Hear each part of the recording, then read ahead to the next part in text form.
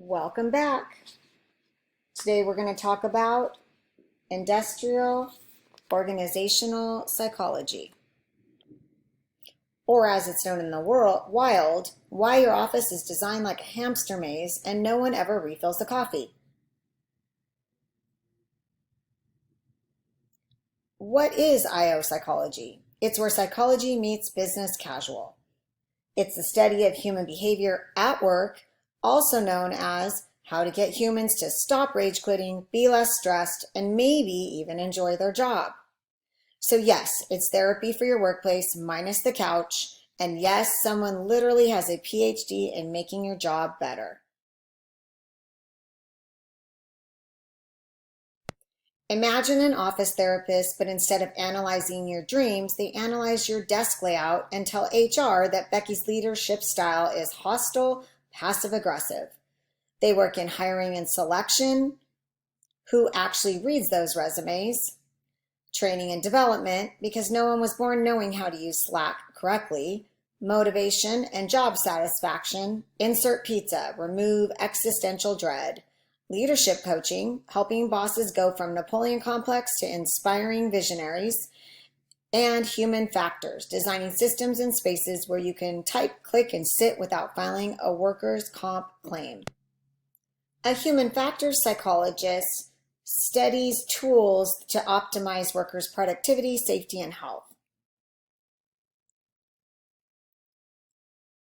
The history of IO in the early 20th century, students of Wundt were Cattell, Munsterberg, and Dill Scott. They conducted research focusing on what is now called IO psychology.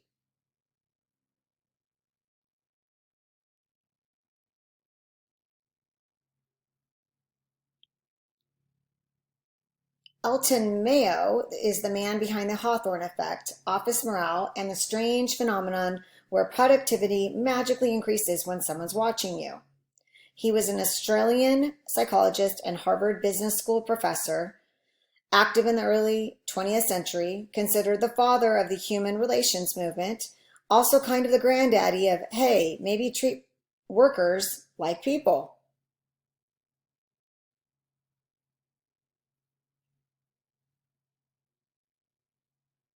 The Hawthorne studies were located in Chicago between the 20s and 30s. The goal was to figure out how lighting affects worker productivity. The result, literally everything they changed, lighting, breaks, hours, led to increased productivity. The twist, when they changed things back, productivity still went up. It turns out people weren't responding to better lights. They were responding to being noticed. Basically, it was like, hey, we see you working equals I shall now work like the wind. This became known as the Hawthorne effect. Productivity increases when people feel observed or special. Moving on through history, Kurt Lewin, the psychologist who made your behavior make sense, sort of. He was the father of social psychology, king of change theory, and the guy who turned behavior into a math problem. Lewin famously said, B equals F, parentheses P, comma, E, close parentheses. Meaning, behavior is a function of the person and their environment. Basically, you're not just you're you, plus your surroundings, social cues, and whether or not the room smells like stale coffee.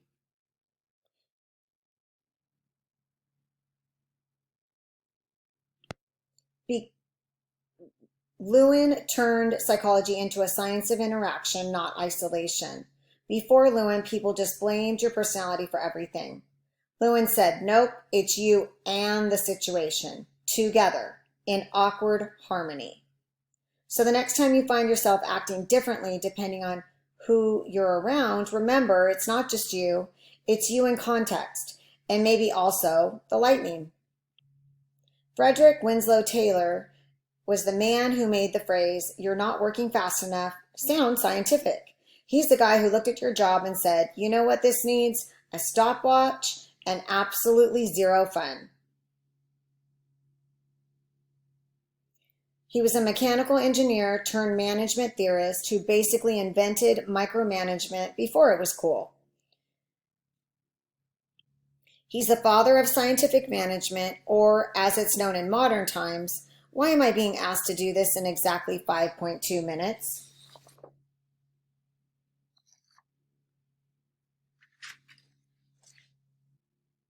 His work paved the way for IO psychology, but also human relations thinkers like Elton Mayo, who were like, hey, maybe let's stop treating employees like programmable drones. So, yes, Taylor walked so we could eventually run.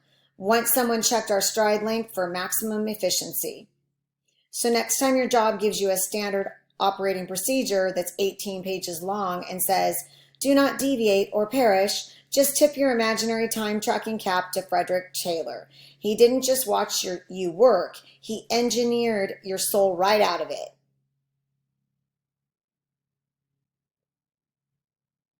Lillian Muller Gilbreth, the real multitasking queen, industrial psychologist, mother of 12, yes 12, and the woman who turned the chaos of both factory floors and family dinners into functional design. Move over, Freud. Lillian brought efficiency and empathy to the game. She was the first lady of engineering who also invented your kitchen drawer. She was a psychologist, engineer, supermom, and the reason your kitchen doesn't suck. She was the first person to ask, could we design this process so people don't cry while doing it? And in the world of Frederick Taylor's, she was a compassionate engineer with a psychology degree and an actual soul. She revolutionized housework, redesigned kitchens to be more ergonomic, created the foot pedal trash can, standardized the height of shelves and counters so your back wouldn't file for divorce. She literally applied industrial design to chores. That's right. She Lean Six Sigma'd your fridge before you were even born. She also changed industry, consulted for General Electric, Johnson & Johnson, and the government, advocated for disabled workers, women in the workforce, and humane job design, pushed for using psychology to improve morale, reduce fatigue, and keep people from throwing their tools across the room. She asked not just how to do things better, but how it feels to do them. Radical stuff in a field full of clipboards and stopwatches. So the next time you open your organized kitchen drawer, take out the trash with your foot, or feel seen in a job design that actually considers your spine, whisper a thank you to Lillian Gilbreth. She didn't just study humans, she made systems work for humans, and she did it all while raising a dozen kids and a few thousand eyebrows. Employee selection, or as it's known in the real world, can this person do the job and also not destroy team morale? Because hiring the wrong person is like adopting a raccoon thinking it's a cat, expensive, chaotic, probably rabid. It isn't just about finding someone with the right skill. It's also about job fit, culture fit, whether they'll ghost you after 3 weeks. Job analysis. What is this job actually about? Before you hire someone, you need to know what you're hiring for, the tasks, the knowledge, skills, abilities, and other characteristics, essential functions versus nice to have magic powers.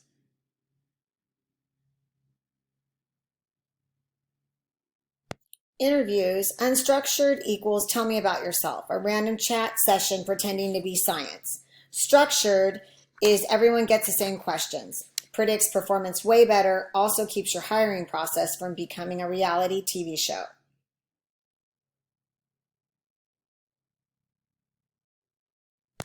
Training, because just throwing people at a job doesn't work. Training is the process that takes you from help, what am I doing, to look at me, I know things. It's the process of helping employees acquire the knowledge, skills, and abilities needed to perform their job effectively. Sounds simple? It isn't. Training is where IO rolls up its sleeve and says, let's teach people stuff and actually make it stick. The training process. First step is needs assessment. What's the performance gap? Is the issue actually fixable by training, or is Chad just lazy? Next step, training design. Goals are clear, specific, and measurable. Methods Include videos, workshops, simulations, shadowing, and an interpretive dance. Hey, if it works. Third step, delivery and implementation. In person or online, self-paced or instructor-led, ideally not read verbatim off a slide deck that looks like it was built in 2004. Fourth step, did people learn anything? Can they do the things now? Are they doing it at work or just nodding and forgetting everything post cupcake break? Types of training: on the job training, off the job training, simulations, and e-learning.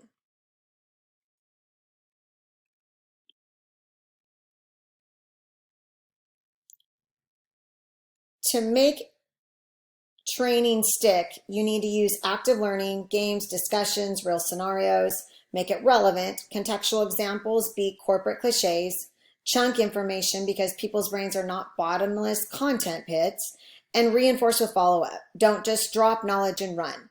Training is not just about checking HR boxes. It's about shaping skills, changing behaviors, and making sure your coworkers don't spend their first month Googling everything. Employee evaluation, that sacred ritual where managers summon ancient spreadsheets to decide if you're meeting expectations or just coasting on snack room charisma.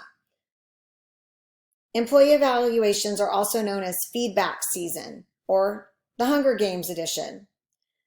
What is the point of evaluation? Simple. You need to know if people are doing their jobs, doing them well, or just doing something. Evaluation helps with promotions, raises, terminations, identifying who's actually keeping the company running versus who just talks a lot in the meetings. Some tools of the trade: graphic rating scales. They rate behaviors or traits on a numerical scale. They're easy to use. They also can be easy to abuse. So if you don't like Steve's vibe, you give him out a 2 out of 5. Another tool, behaviorally anchored rating scales, or bars, combines numerical ratings with concrete examples. It's more specific and less subjective, like Yelp, but for work ethic. Another tool, 360-degree feedback, ratings from supervisors, peers, subordinates, and sometimes customers. Sounds holistic, often turns into emotional dodgeball if done wrong. Fourth and final tool, self-evaluation. Employees rate themselves, useful for insight and unfiltered delusion. Why evaluations matter. Done well, they improve performance, boost motivation, help employees grow, reduce turnover, and make company slightly less dysfunctional.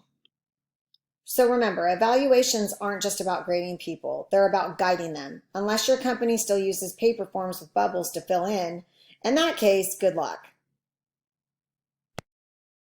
Bias and protection in hiring. I think most of us know pregnancy, religion, and age are some of the criteria on which hiring decisions cannot be made. So it's illegal for somebody to ask you your age, for example. The EEOC is responsible for enforcing federal laws that make it illegal to discriminate against a job applicant or employee because of the person's race, color, religion, sex, national origin, age, disability, or genetic information. The Equal Pay Act requires equal pay for men and women doing the same thing in the same workplace. We also have the Title of Civil Rights Act, which makes it illegal to treat individuals unfavorably because of race or color. The Pregnancy Discrimination Act, the Americans with Disabilities Act. Can't discriminate because of disability.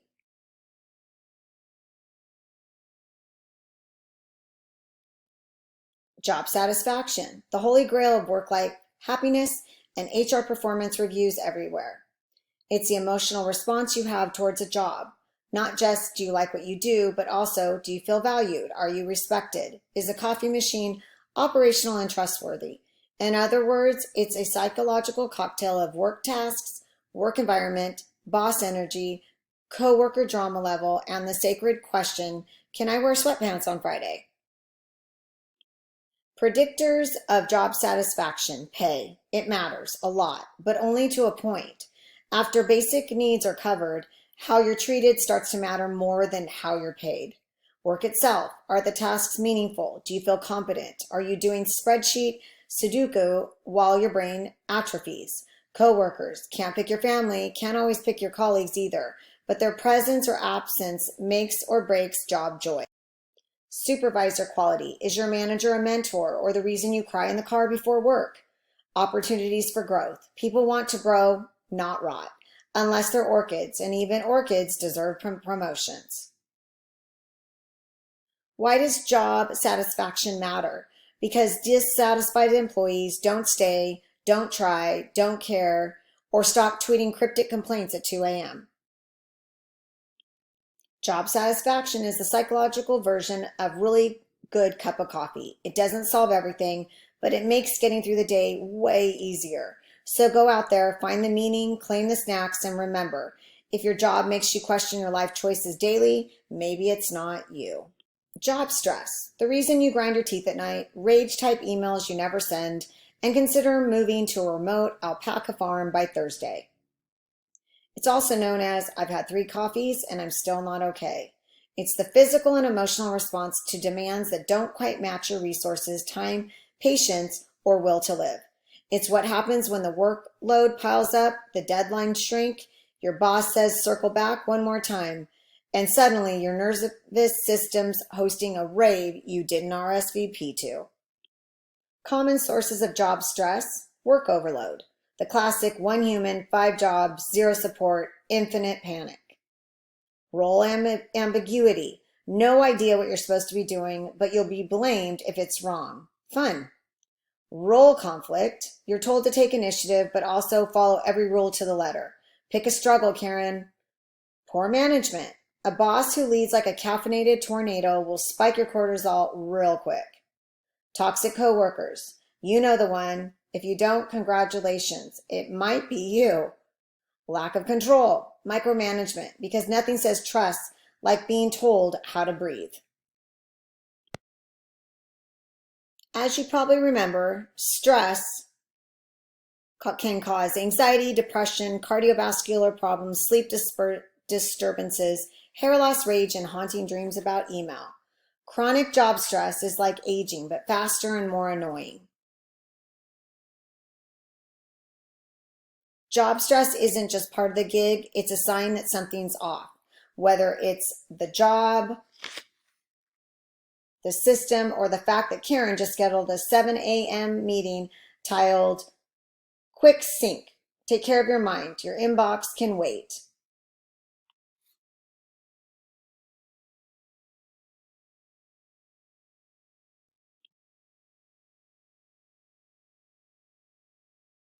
Threats to job security include downsizing, corporate mergers, and acquisitions. Downsizing, an IO psychologist may be involved in how the news is delivered and how layoffs may be happening and retaining employees are supported. Corporate mergers, so 2 organizations are coming together. And then acquisition, another organization purchases another organization. This can lead to cuts. Research focuses on understanding the reactions and practical recommendations for managing these changes.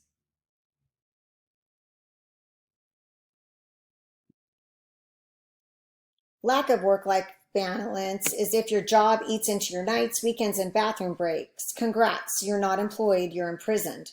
Constant overwork equals burnout, and it equals the opposite of satisfaction. You're allowed to log off, Karen.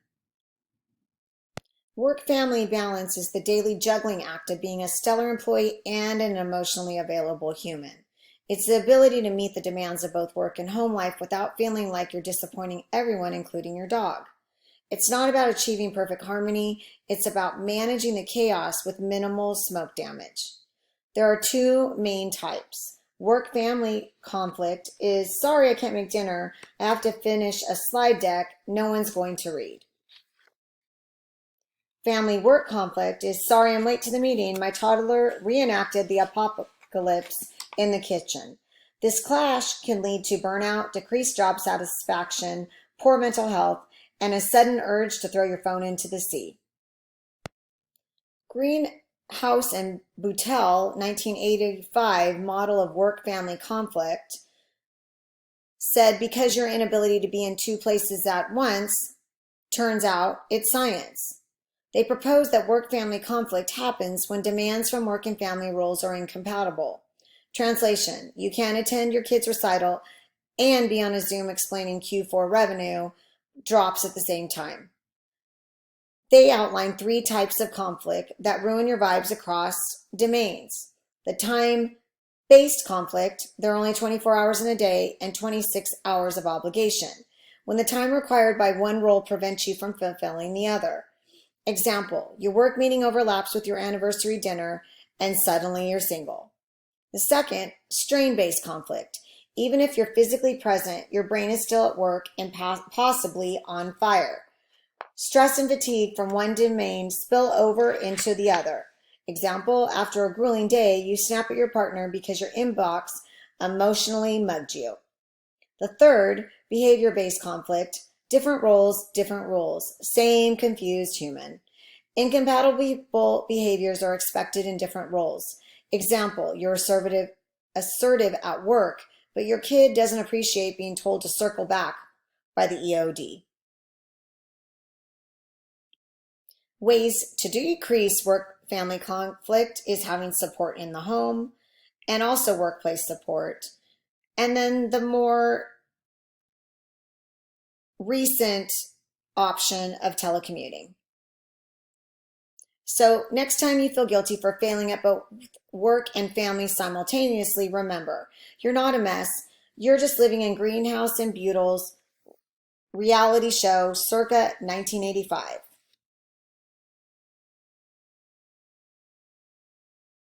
Management and organizational structure, controlling chaos one org chart at a time. Management and organizational structure is also known as how humans organize themselves to get stuff done, badly, efficiently, or both. Management is the process of planning, organizing, and leading.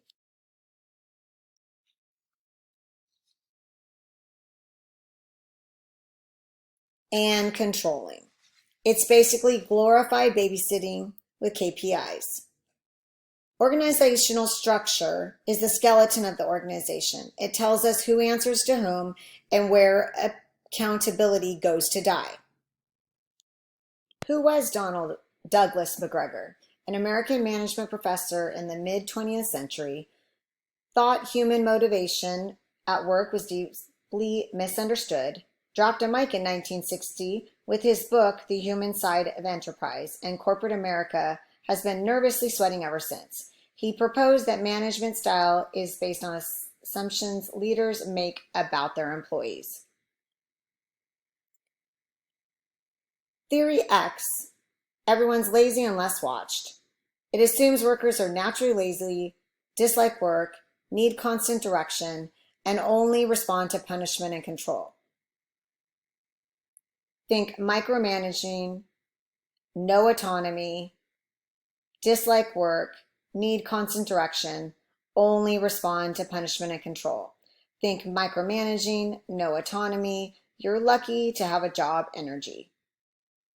It results in low morale, lack of initiative, clock watchers who quit emotionally around 10:15 a.m.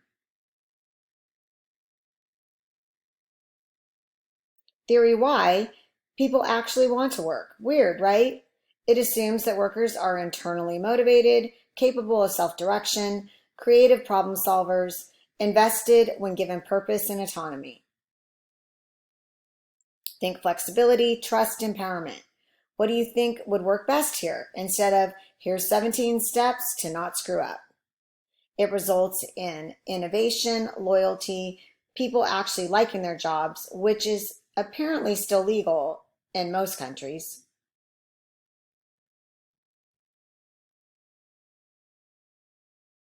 Here's a side-by-side of theory X and Y.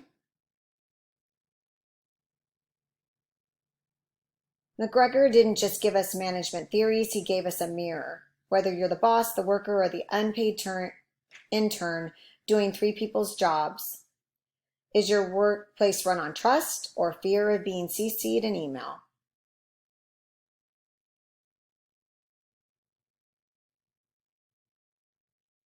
Clifton and Bass were the gentlemen who rolled into psychology like motivation isn't just about yelling louder or handing out pizza parties.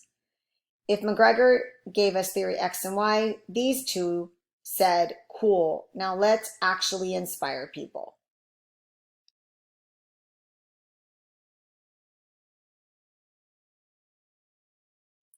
Clifton was the strengths guy.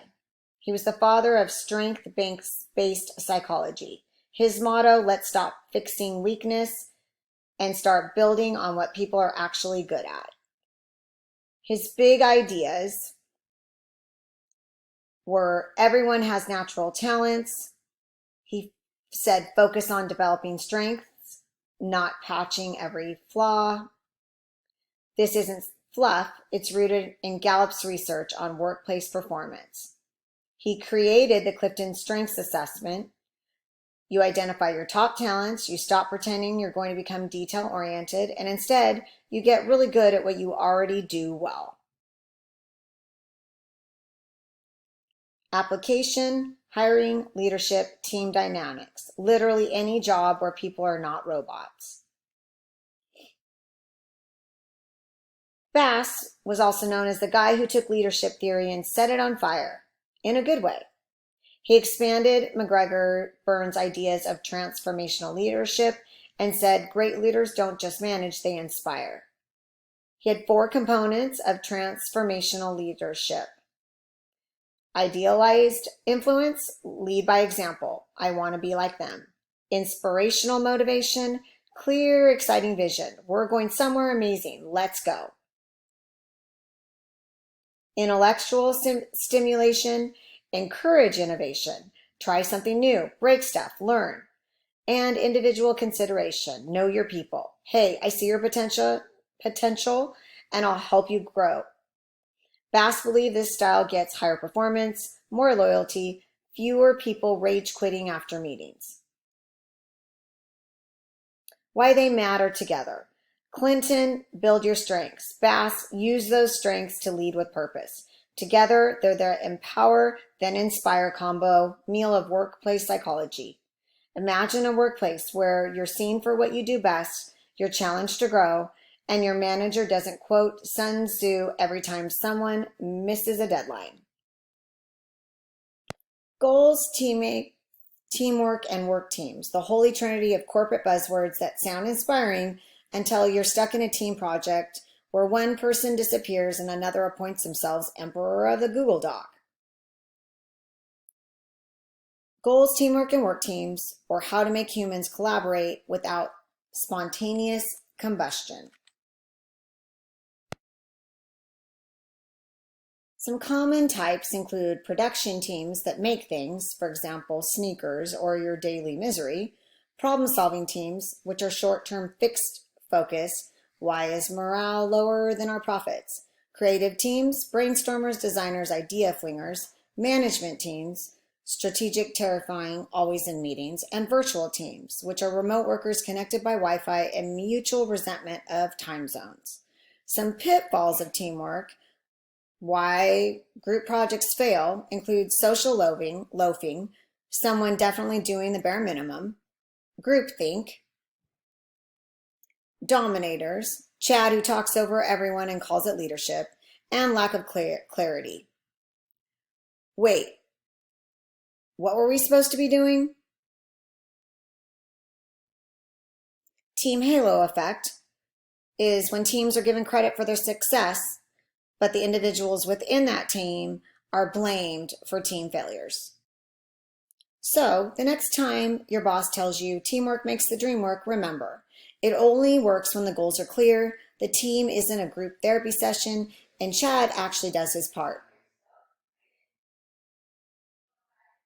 When talking about gender diversity, there's cons and pros. The cons is it can introduce interpersonal relationship problems, also maybe some communication problems. The pros, diversity can increase the team's skill set. So you get the strengths and weaknesses from the men and the women. Hugendum, Oosterbeek, and Van Praag in 2013 did a study, and they found that gender-based balanced teams performed better than when it was predominantly just males.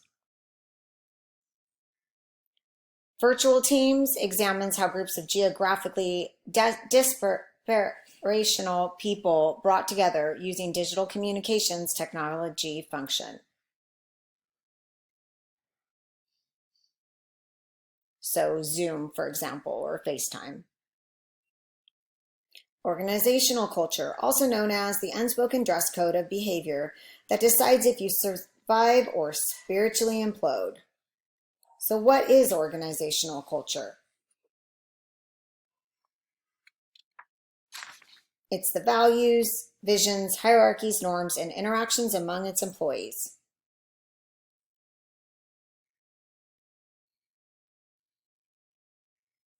Culture lives in the mission statement that nobody reads, how people talk to each other, Slack tone is real, the leadership style inspiring versus micromanagerial doom, and the actual decisions made, not just what's posted on the wall in Comic Sans. Ostroff, Kinnicky, and Tampkins in 2003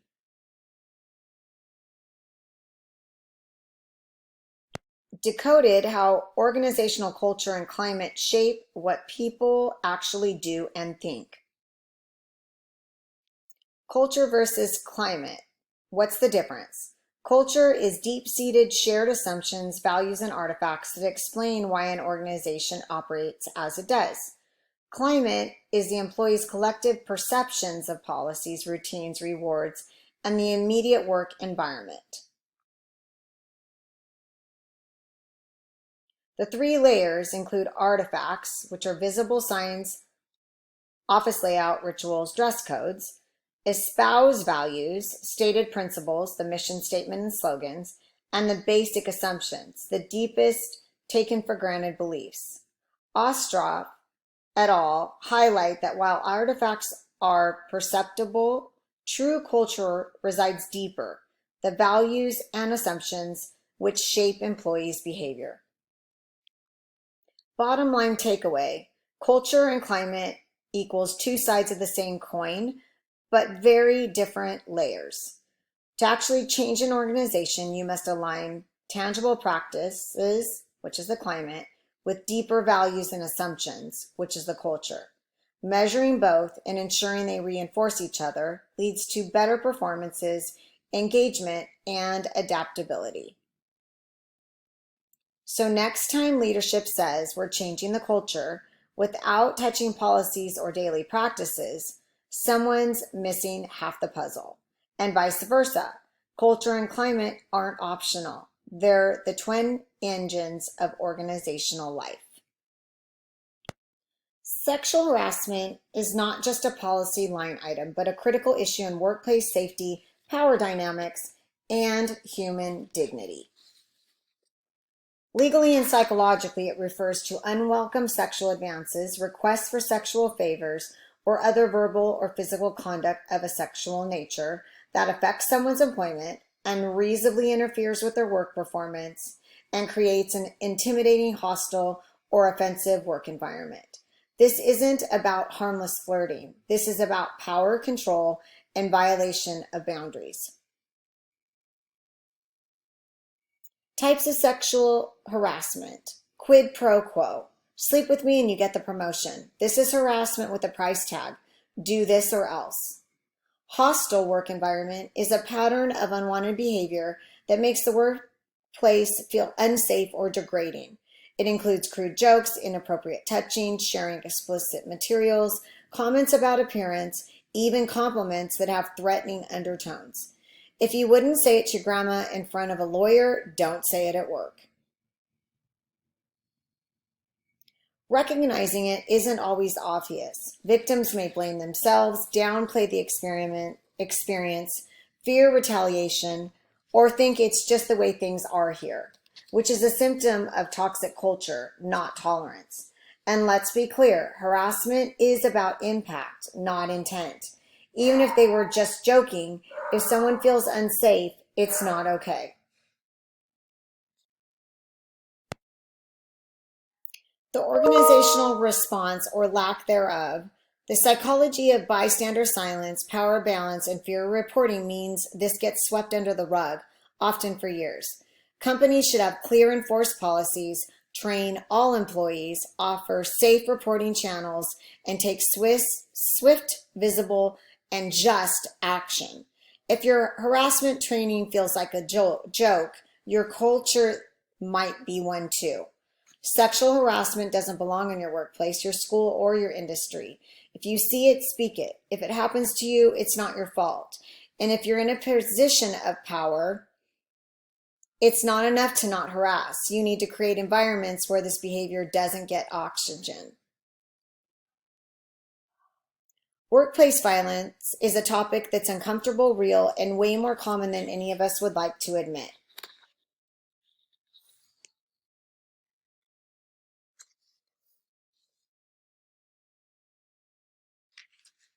Any act or threat of physical violence, harassment, intimidation, or other threatening, disruptive behavior that occurs at the work site is workplace violence. It can range from verbal abuse, threats and intimidation, physical assaults, and even homicide.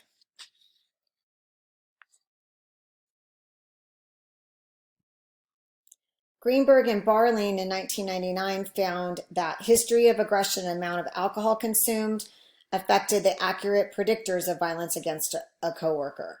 Feelings of being unfairly treated or untrusted were predictors of aggression against a supervisor, and job security and alcohol consumption were predictors of aggression against a subordinate.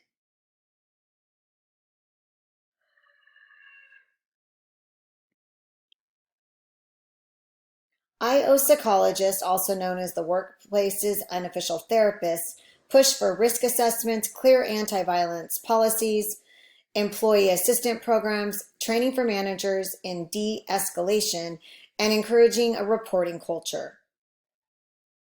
What can you do? Know the warning signs, document and report, don't minimize, and advocate for your workplace to take it seriously. Workplace violence isn't just a news headline, it's a preventable reality. And while we love a little workplace drama in TV sitcoms, in real life, everyone deserves to feel safe where they earn their paycheck. Human factor psychology is the field that asks the bold question, why does everything we use feel like it was designed by someone who hates humans? It's the branch of psychology that studies how humans interact with technology, machines, tools, environments, and systems, and how to design those things to work with, not against, human limitations. It's not just about making things pretty, it's about making things safe, efficient, and less likely to cause a meltdown because the interface has 87 buttons and a flashing red one that does something. Real life examples include airplane cockpits. You want those buttons to make sense. Lives depend on it. Medical equipment. No one should accidentally prescribe 10 times the morphine because the UI was garbage. Website. If it takes 5 clicks to find contact us, your UX is a digital escape room. And ergonomics. That chair isn't just ugly, it's actively plotting against your spine. The goals of human factor psychology are to reduce errors, increase productivity, improve safety, and enhance user satisfaction.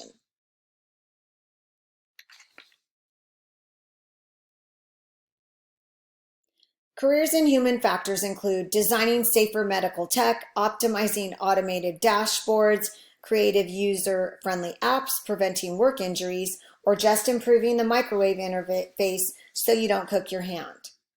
Human factor psychology is not just about design, it's about respecting the fact that humans are forgetful, impatient, occasionally distracted, bags of meat, trying their best, and building the world. Workplace safety is not just the fire extinguisher tour, but the psychology behind keeping people from turning into cautionary tales. It's a set of policies, procedures, and mindsets that protect employees from physical, psychological, and emotional harm while on the job. From slippery floors to emotional burnout, safety isn't just about avoiding paper cuts. It's about building an environment where humans can work without being constantly one accident away from a workers' comp poster child. Why does it matter? It reduces injuries, illnesses, and fatalities. It improves morale and trust. It lowers absenteeism and turnover. It keeps lawsuits out of your inbox and ambulances out of your parking lot. Common workplace hazards include physical hazards, heavy machinery, wet floors, chemical hazards, fumes, solvents, biological hazards, mold, viruses, ergonomic hazards, bad chairs, bad postures, psychosocial hazards, stress, bullying, and burnout. Spoiler alert, humans are terrible at assessing risk, which is why someone will try to ride a forklift just once. Using psychology to shape safer behavior with observation, feedback, and reinforcement, because signs that say be safe don't work nearly as well as positive reinforcement that sounds like, hey, thanks for not operating the wood chipper while texting. Building a safe workplace includes training people like you mean it, not just once and not with a grainy VHS from 1997. Encouraging reporting, making it safe to speak up, no retaliation, no sarcasm. Reward safe behavior, and maybe not with pizza coupons, something meaningful. Involve employees in safety planning because the people doing the work know the actual danger spots better than the guy who hasn't left the office since 2011. When safety culture fails, we get near misses that go unreported, managers who say just get it done instead of do it right, burnout, injuries, and resignations, and occasional visits from OSHA with clipboards and judgmental stares. Workplace safety isn't just about rules, it's about values. You can't fake a safety culture any more than you can fake a functioning fire alarm during inspection week. That's all for Chapter 13. See you next time.